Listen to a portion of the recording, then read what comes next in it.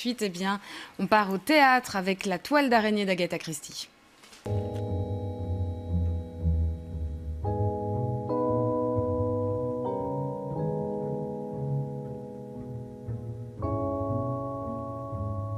Bonsoir. Bon, alors, qui est l'assassin? Moi, je pense que c'est Madame Pervenche dans le salon avec le chandelier. Non, c'est Madame Leblanc. Non, ça On en a déjà parlé. D'accord. Mais non, pas une anglaise. Mais c'est pas possible.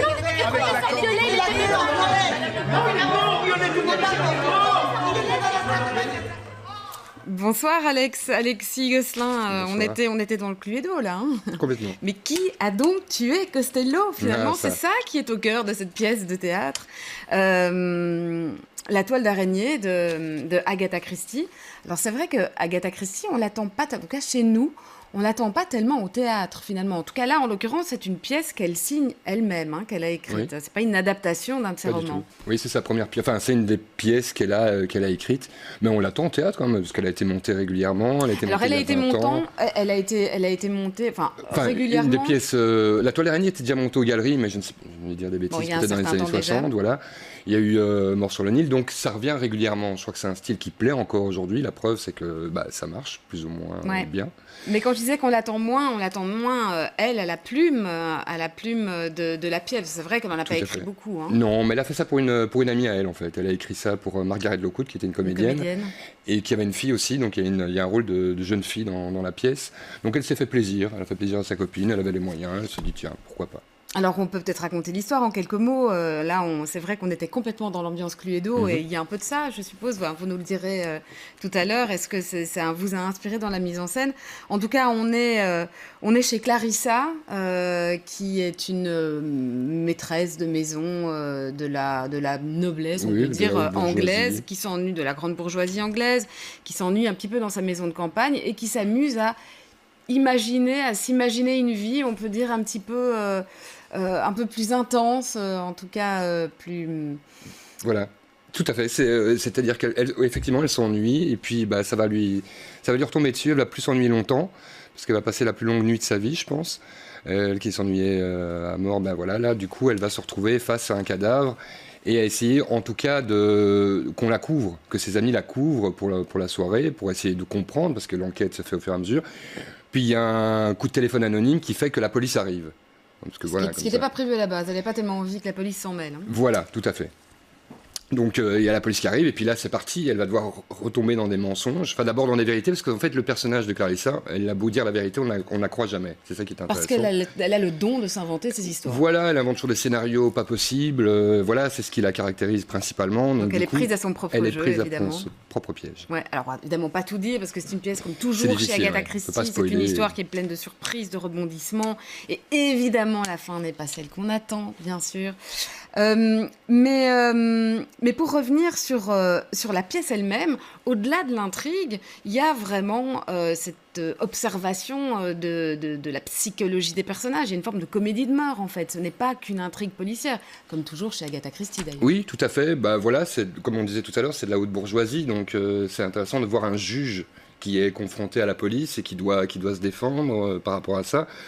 Oui, ce sont des gens de la haute société, c'est ça qui donne aussi du piment. Voilà, il y a un côté, je leur disais, Downton Abbey aussi, voilà, parce qu'on est dans un style aussi néoclassique. Je voulais partir dans quelque chose de très classique, parce que c'est difficile de faire du moderne avec quelque chose d'une œuvre comme ça. Je voulais respecter ça aussi. Je crois qu'il y avait une attente aussi dans Agatha Christie. Il y a un côté plaid et chocolat chaud. Donc voilà, je voulais justement respecter un peu ce style-là, le style néoclassique, et donc partir aussi bien décortiquer les personnages et essayer de leur donner justement de l'épaisseur pour pouvoir être confronté justement à toutes les situations et donc c'est ça qui est intéressant ici en l'occurrence. Ouais, j'allais dire, qu'est-ce qui vous l'a le plus intéressé finalement dans cette pièce? Est-ce que c'est jouer avec ces intrigues et avec des rebondissements et des comiques de situation, ou bien c'est plus de travailler sur la profondeur des personnages? On travaille les personnages, après c'est un travail où il y a beaucoup de contraintes, c'est-à-dire qu'on ne peut pas s'autoriser des excentricités avec le texte, avec avec le style. Donc il fallait quand même rester dans le cadre. Et donc la difficulté était justement de décortiquer cette histoire à travers ces personnages-là qui ont pris de l'épaisseur au fur et à mesure des situations. On n'a pas travaillé la comédie, parce qu'on parle d'une comédie policière. On a justement joué sur les situations, on n'a pas forcé le trait. Donc on a raconté l'histoire. De manière assez sobre, finalement. Oui, il fallait. C'est un compromis. En plus, il y a un cahier des charges. On est aux galeries. Je pense que c'était intéressant justement de pouvoir travailler sur le côté un peu classique de l'objet. Et c'est quelque chose qui vous plaît, ça? Parce que vous dites on est aux galeries, donc il y avait une forme de... c'était aussi ce qu'on attendait de vous. Ben, vous êtes aussi un habitué de mise en scène aux galeries, mais c'est quelque chose qui vous plaît aussi de travailler sur ce classicisme, sur cette sobriété aussi, d'une certaine manière? Ben, étant donné que je ne l'avais jamais fait, je m'étais dit un jour je mettrais un policier en scène. Agatha Christie, c'est pas n'importe qui en plus. Donc mais j'étais aussi surpris de me dire, au début je ne m'amusais pas parce que je devais respecter les codes. Et donc j'étais un peu calé dans quelque chose d'un peu... je ne pouvais pas déborder de ce cadre-là. Et c'est les acteurs qui ont tout apporté aussi, avec leur personnalité, leur jeu, voilà. Donc c'est ce qui a donné aussi de l'épaisseur à tout ça. Après, il y avait le fil.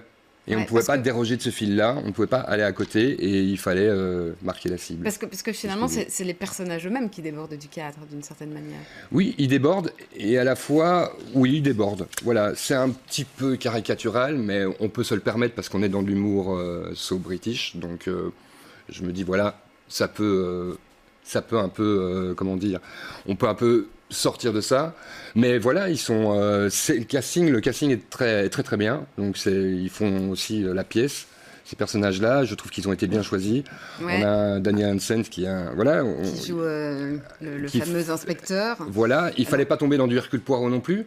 Voilà, je voulais jouer avec ça au début. Est-ce que c'est pas ça le risque, justement? C'est avec un texte comme ça, une pièce comme ça, de peut-être tomber dans la caricature. C'est pas ça le risque? Si, il y en a un petit peu. Là, en l'occurrence, au début, je voulais faire ça. Je voulais faire des blagues. Je voulais faire des blagues avec Hercule Poirot. Chaque fois qu'un personnage croise le personnage de Daniel Hansen, il dit « Ah, mais vous êtes Hercule Poirot ».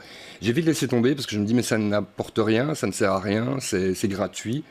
Donc, je me suis limité au texte et à l'histoire.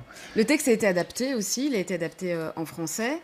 Est-ce que le texte d'origine n'avait pas, en tout cas sur certains aspects peut-être, est-ce qu'il n'avait pas un peu vieilli? Est-ce qu'il n'a pas fallu le remettre un petit peu à la sauce d'aujourd'hui? Je pense, oui, Gérald Ciblera, ça fait ce travail-là. À côté de ça, je trouve qu'il y a quand même encore un côté poussiéreux, parce qu'on est dans du classique des années 60, et donc du coup on a l'impression que ça peut être un peu dépassé, mais ça l'est pas, parce que on est attiré par le policier, je veux dire, voilà, là ça marche très très bien, et quand le Harlan Coben sort, je veux dire, il explose les ventes, donc il y a vraiment un attrait par rapport à ce style-là.